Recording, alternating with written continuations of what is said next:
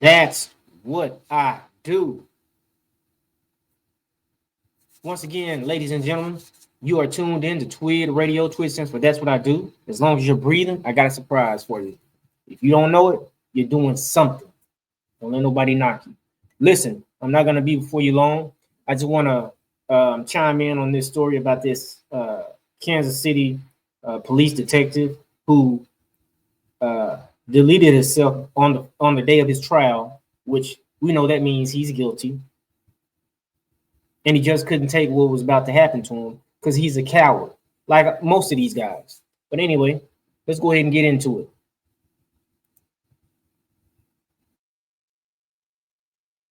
Big story of the day. The former Kansas City, Kansas police detective was supposed to start his federal trial today when he's found dead at his home. I'm Kevin Barry. I'm Lauren Halifax. So Roger Golubski faced 6 felony counts of violating the civil rights of 2 women during his decades-long tenure with the police department. The jury selection was supposed to start today at the federal courthouse in Topeka. He didn't show up. Fox 4's Hannah King is there. So Hannah, this all started when he failed to appear this morning?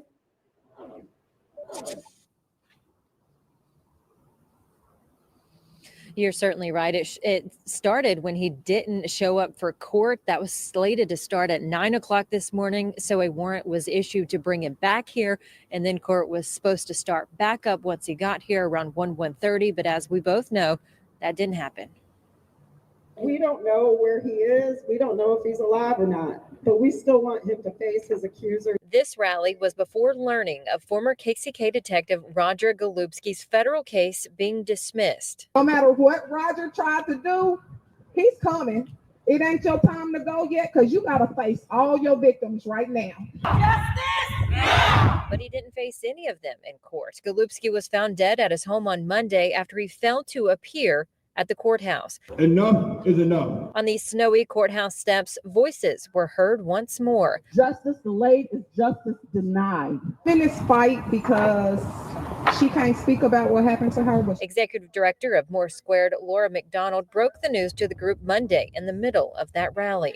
Getting some preliminary reports that there's police tape around Golubski's house. Group anticipating Golubski's day in court and one for his alleged victims. I've seen him in courtrooms over and over again on these exoneration cases, and he hasn't had to pay for this at all. Roger Golubski was like the worst stain on the department, but he's not the only one, and this won't end for our organization with him dying.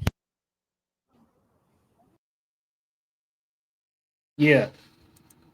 She got that right. He wasn't the only one. And the 2 victims that he was going to court for, it was more than that. You're talking about 2 decades, 20 years, a span over 20 years. One gentleman by the name of Lamont McIntyre, 17 years old, he told his mom, "If I can't have you, I'll arrest your son." This was back in 1994. Her son was 17 at the time. And he did just that. She didn't allow him to, and he arrested her son. But at least we know the coward is in hell right now. See, I'm of a different mindset and a different breed. That man was a demon. So he's going to burn like a demon burns. Crisp light, hot light, tormented. Yeah. And that's good for him. And everybody likes him. Because too many of these people, these rogues, and they're saying it's a few. No, it's not. It's a few too many because nobody's saying nothing. This man raping women, basically, for the most part, telling them, "I'll put your son in jail if you don't let me have my way with you." This man ain't never had no chicks. He ain't never had no game. He's never had nothing but some fake power. And he's been tormenting the black community. It's our women that he's been doing this to. Yeah. So what he did, even though they think it was the coward way out, of course it was. But that's, at least he no longer walks the earth. Congratulations. He no longer walks the earth. And you know where he's going to spend eternity. Yeah. It ain't going to be up there.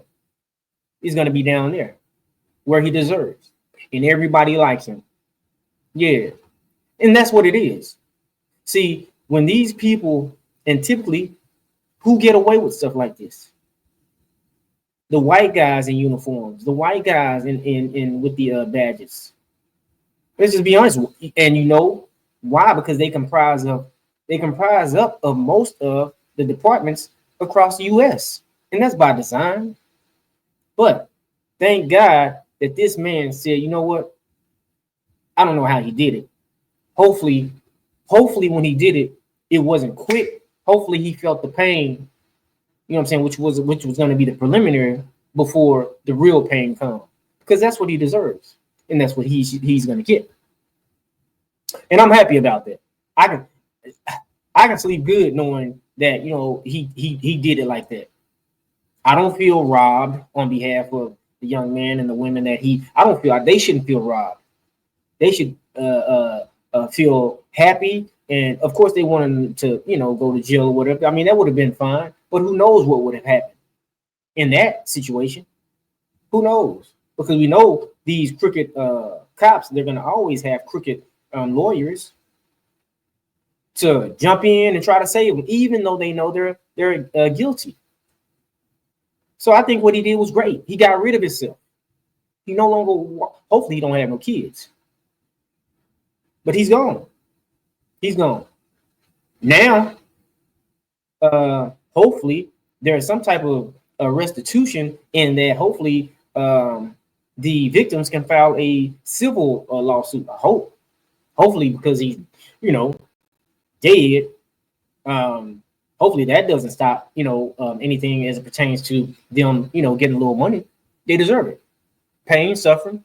What type of PTSD do they have? Your 17-year-old kid. I'm sorry. Your 17-year-old kid goes to jail because you don't want to lay down with some nasty cop. For real? Now let's switch this and let it be a black man. Some big old nasty black man, because he was a big old nasty white man walking around telling you, some white woman, well, if you don't sleep with me, I'm going to put your 17-year-old white son in jail. You see, even though it was a movie, remember A Time to Kill? When Matthew McConaughey had the jury, mostly comprised of white people, had them close their eyes, and he told them the story of them taking this little girl into the woods and raping her. And then he said, now imagine if she was white. So you got to put things in context, and you got to put things in this proper perspective. Otherwise, you'll miss it. And if you miss it, you'll misjudge it. And if you misjudge it, well, you're just as bad as the person who did the deed, because you're not going to serve them their due justice. But we don't have to worry about that with him. Nah, he served himself the right way, the only way, the good way, the best way. So you know what? I don't salute him. Nah, I would piss on him if I could. Oh yeah, I would, most definitely. And anybody like him, because like I said, this is our community that's dealing with this. Now, how do we, even though he, you know, went out like he did, which is good, what about the trauma that's left? How do we deal with that? Who's going to deal with that? Who? This man was getting away with this for 20 years, mind you, 20 years. And the only people that were bringing this up to trial were only two. It was only two. So we know it was more than that. Do you know how degrading, how embarrassing that is to know that you did this and you can't even talk about it? Because who's going to believe you? You're a black woman. You're in a low income, poverty stricken neighborhood. Who's going to believe you? Nobody. Nobody's going to hear you. Nobody's going to care until that time comes when they care. When that time of truth reveals itself like it did, yeah, now, thankfully, but what about the people who, you know, still suffer from the trauma of having this big pile of, this big bucket of chicken laying on them? Huh? How do you deal with that type of trauma? That's rape, literally. Without physical force, it's manipulative force. and the force of you being in a position of power to do this. So yeah, he's in a much, much better place for everybody, even his family. I'm sure they'd agree. I'm sure they. Matter of fact, just go ahead and what do you need funeral arrangements for him? Just go ahead and do it the quick way. Put him in the cheapest box you can, and put him in that furnace.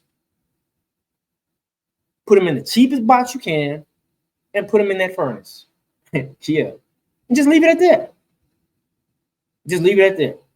As a matter of fact, just let the state deal with it. If I was the family, just let the state deal with it.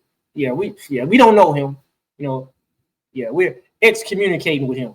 Yeah, that's how you do people like that. When you have a monster, you treat a monster like a monster, even after the monster is deceased.